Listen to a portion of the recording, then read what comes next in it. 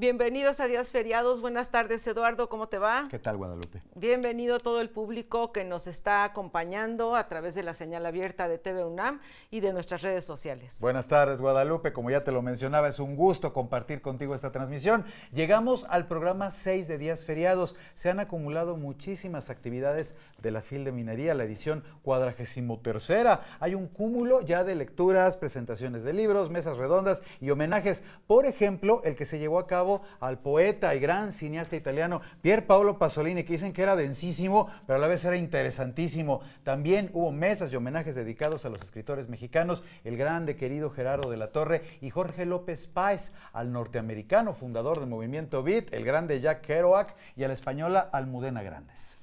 Grandes autores presentes en esta feria, Eduardo. Exactamente. Que a pesar de no ser una feria presencial como hubiéramos querido, pues lo virtual ya forma parte de nuestra cotidianidad y en gran medida nos hemos acostumbrado a ella, y también gracias a ello muchas personas se han comunicado a través de las redes sociales con opiniones muy positivas. Creo que estamos fomentando la lectura y el interés por muchos de los temas que se han tratado en estos días. Y precisamente sobre el fomento a la lectura, hoy, martes 29, se presentaron 2 episodios de la serie Libros en Acción, una coproducción llevada a cabo por Canal 11 y por el emblemático y querido Fondo de Cultura Económica.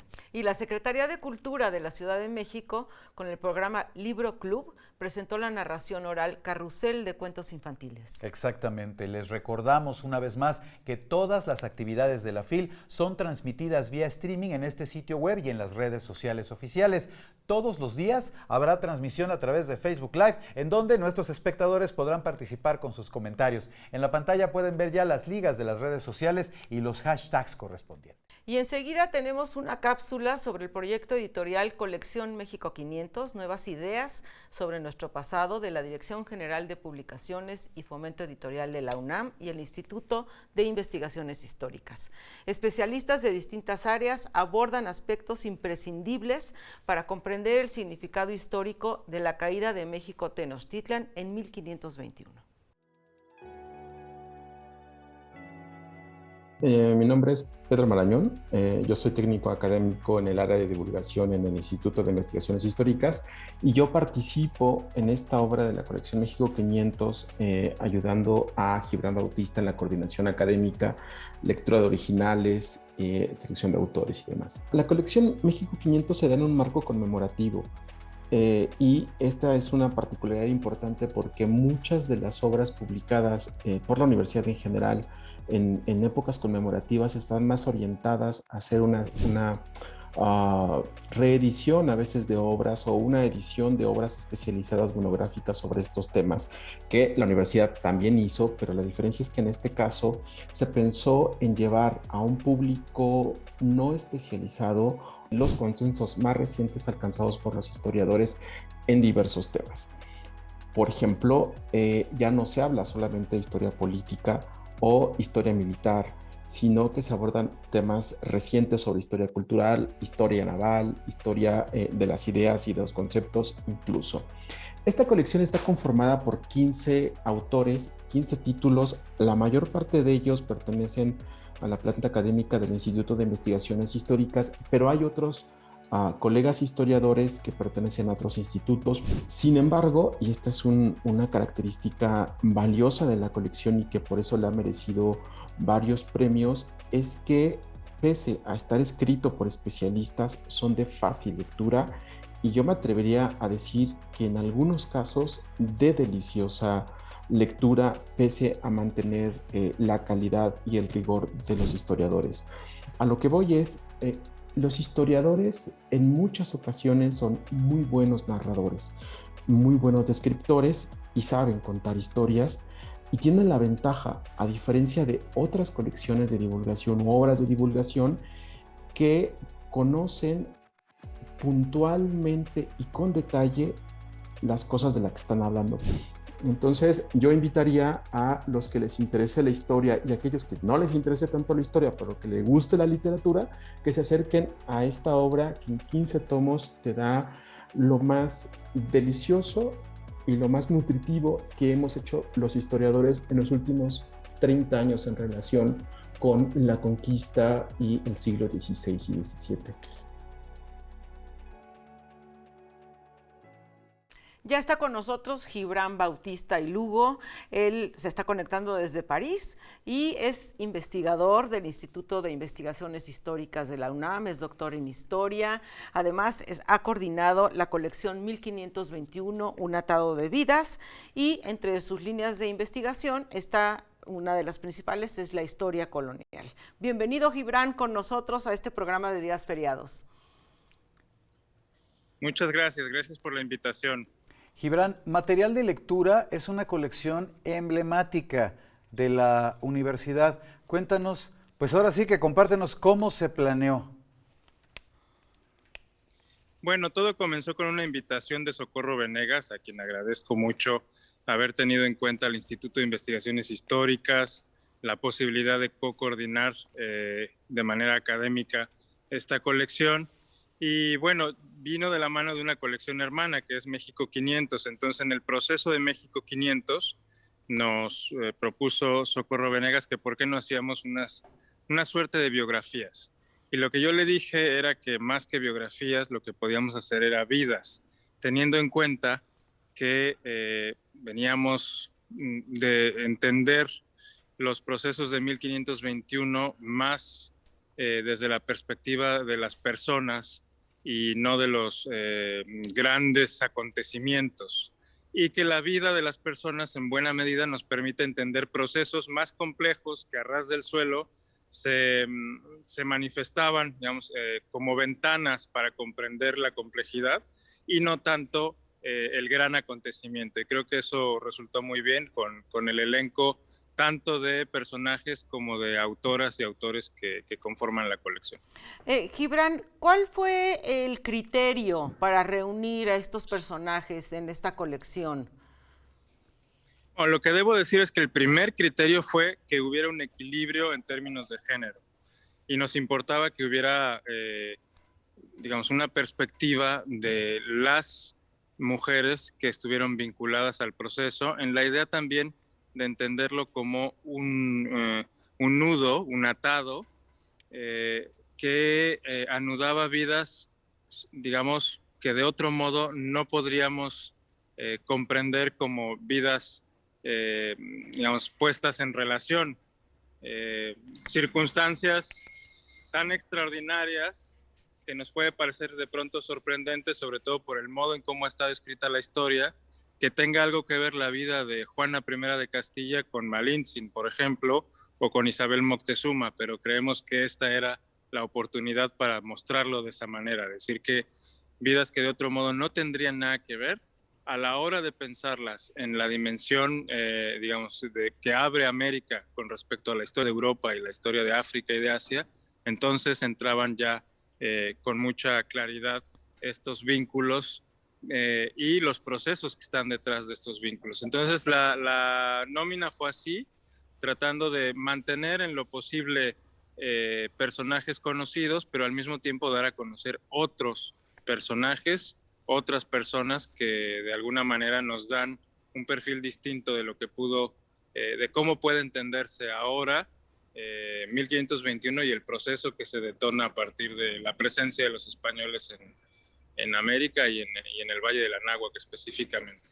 Diría el lugar común, se trata de un momento nodal de nuestra historia y ciertamente está tratado con profundidad. A lo largo de los textos hay una constante referencia que gravita en torno al contenido a Xunelpili. No sé si lo estoy diciendo bien, Xunelpili. Cuéntanos un poco acerca de su significado, Gibran. Muchas gracias por la pregunta.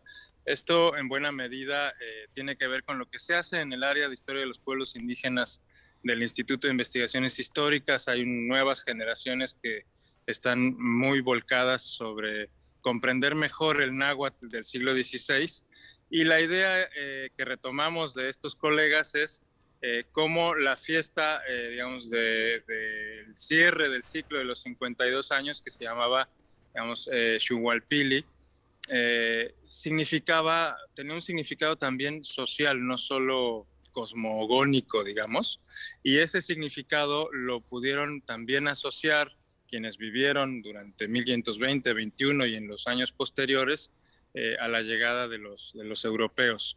Pero más que nada lo utilizamos también como una suerte de metáfora de metáfora en 3 dimensiones. Por un lado, el atado de vidas que nos puede sorprender, digamos, desde Carlos V hasta Ana Tiacapan, mujer noble de Xochimilco.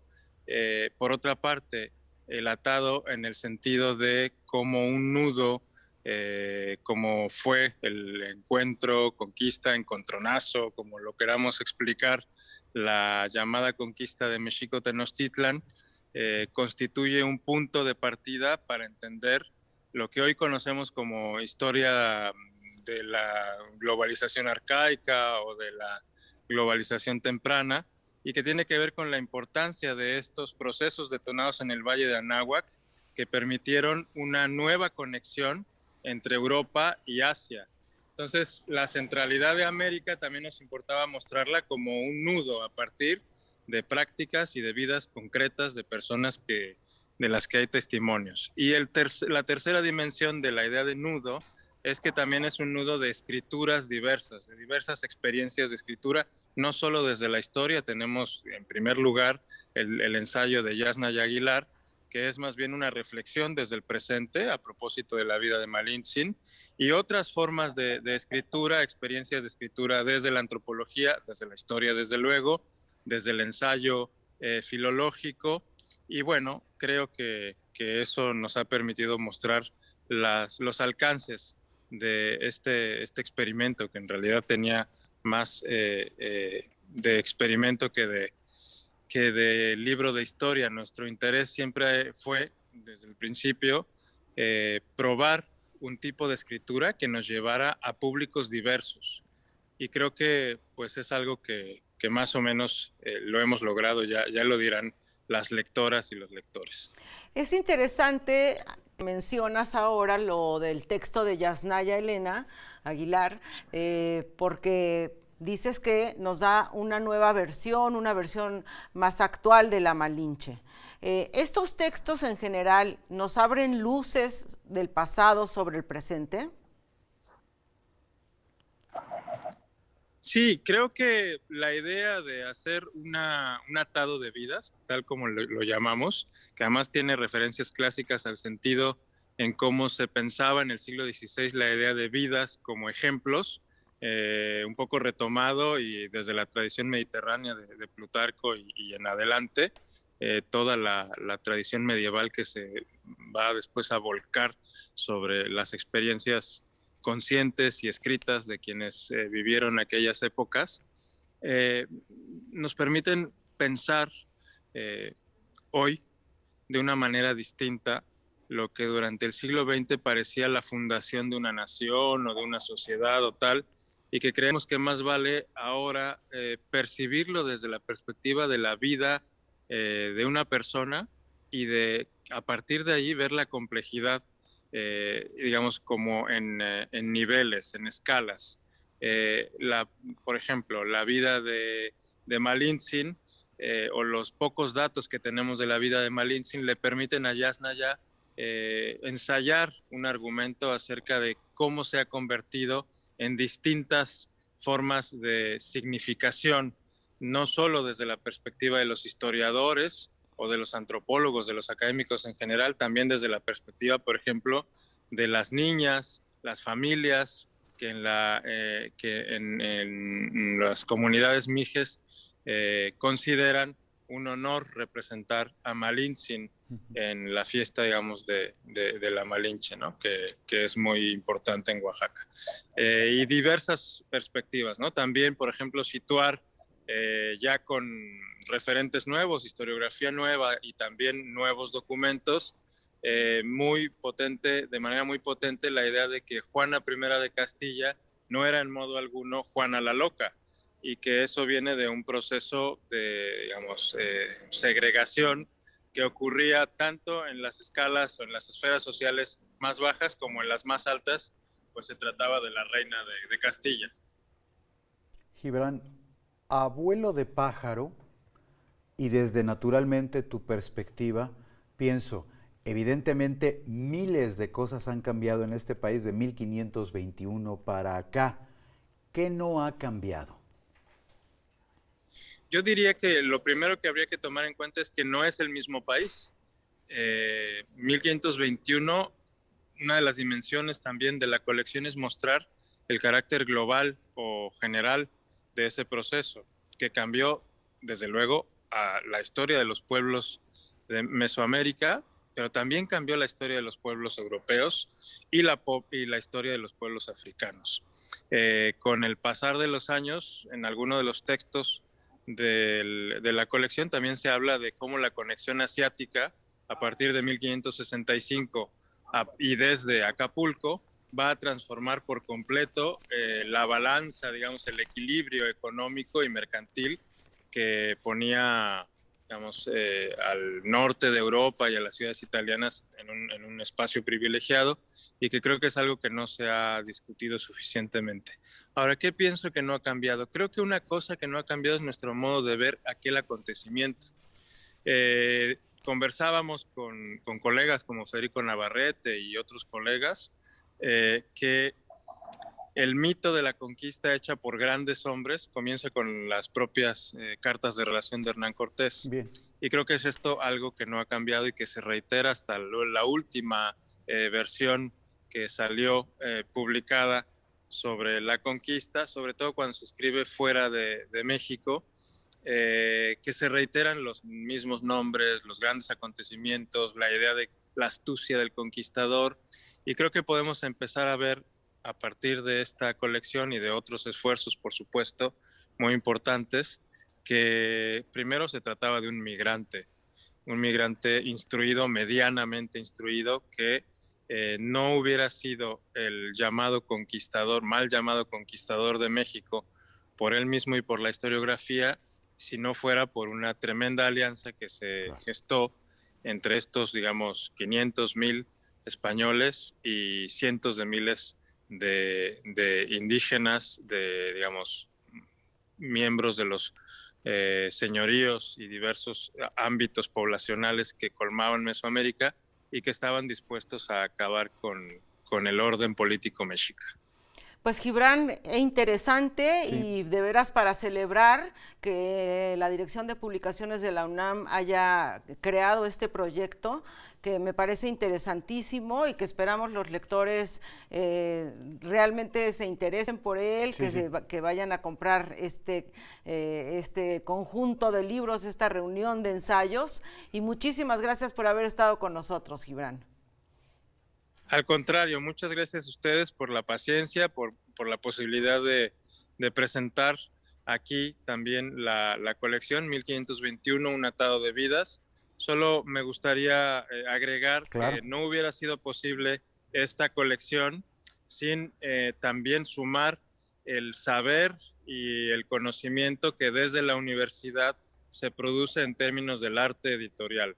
Creo que es esto algo muy importante que debemos atesorar en la Universidad Nacional Autónoma de México, porque además de los conocimientos históricos, de las perspectivas filológicas, del ensayo, de las perspectivas antropológicas o de las distintas preguntas que se han hecho las autoras y los autores, está la presencia constante de las editoras, los editores, de Libros UNAM, y especialmente yo quisiera traer aquí el trabajo pues invaluable de Elsa Botello y de su grupo de editores que hicieron posible que estos pequeños ensayos tomaran la forma de pequeños libros que se pueden llevar a cualquier parte y que se pueden leer tanto en el metro como en el parque, como en la calle donde estoy yo, en el avión, pero también en la casa, en el escritorio, en fin. Se trata de que sea una colección para todas y para todos.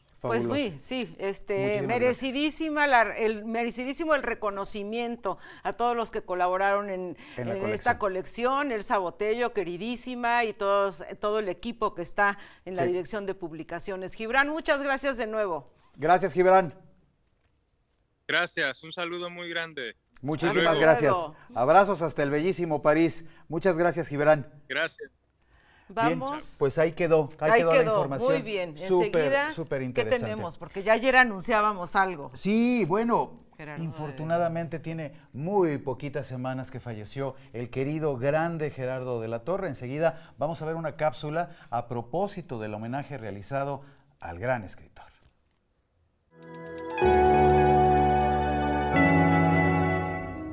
Gerardo de la Torre nace en Oaxaca en 1938. Estudió la primaria y dejó inconclusa la secundaria. Hijo de un obrero de Pemex, entró a trabajar en la misma compañía donde permaneció 18 años. Instalado en México, participó como incipiente actor en talleres de teatro, donde también escribía algunas de las obras que se representaban. Realizó estudios de actuación con Carlos Ancira. Sus inicios en la narrativa se dieron en la colonia Narvarte, donde conoció a José Agustín. Ambos entraron al taller de Juan José Arreola, donde fueron compañeros de René Avilés Favila, Elsa Cros, Alejandro Aura, entre otros. Allí escribió la mayoría de los cuentos que aparecieron publicados en su primer libro, El otro diluvio, en los que no encontraba aún su propia voz y que quedaron bajo la influencia de Arreola. Escribe su primer novela, Ensayo General, en 1970. Alejada de la temática y de los intereses de sus compañeros de generación, los llamados escritores de la onda. De la Torre aborda el movimiento sindical de 1958 y 1959, lo que le sirve para retratar en forma extraordinaria la figura de los líderes sindicales de nuestro país. Sin embargo, su novela va mucho más allá. Es la historia de dos amigos que han crecido juntos desde niños y la manera en que ambos se enfrentan a los retos de la vida. Publicó varios libros de cuentos, entre ellos Viejos Lobos de Marx, La lluvia en Corinto, Tobalá y otros mezcales oaxaqueños. Recibió varios reconocimientos por sus novelas, Haciendas Mexicanas. Fue director de la Casa del Lago, profesor de narrativa en la Escuela de Escritores de la SOGEM y de guión en el Centro de Capacitación Cinematográfica. Durante la Quinta Feria Internacional del Libro de Azcapotzalco, Paco Ignacio Taibo II afirmó: De la Torre es uno de los pocos narradores mexicanos que hablan sobre la clase obrera nacional.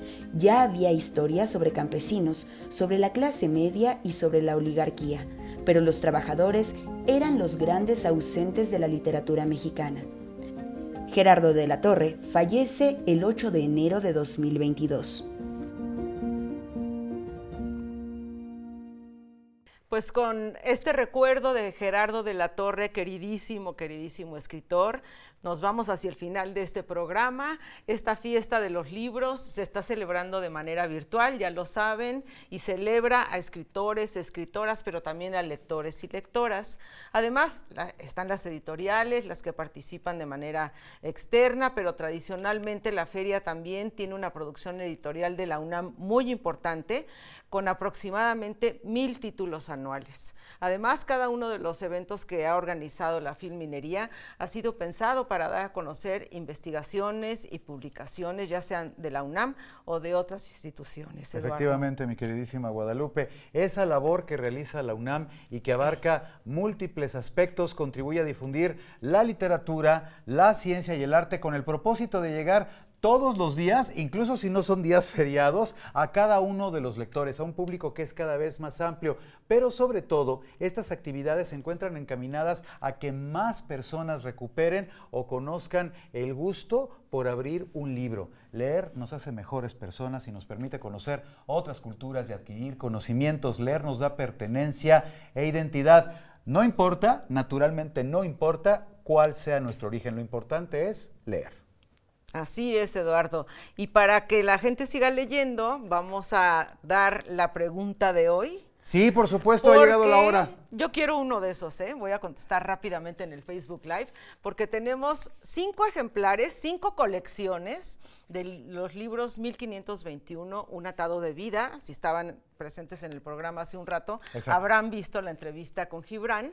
Entonces, para las primeras 5 personas que nos contesten la siguiente pregunta: ¿cuál es la fecha exacta de la caída de México Tenochtitlan? Efectivamente, los invitamos a que sigan nuestras transmisiones. Recuerden que mañana tenemos una cita en punto de las 18 horas, ya lo saben, a través de aquí de la señal de TV UNAM, y que también pueden ver este y los siguientes programas a través de nuestras redes sociales. Pues ya nos vamos, mi querida Guadalupe, eso ha sido todo por el Días Feriados de hoy. Muchas gracias. A ti, adiós. Que tengan muy buena tarde. Hasta luego.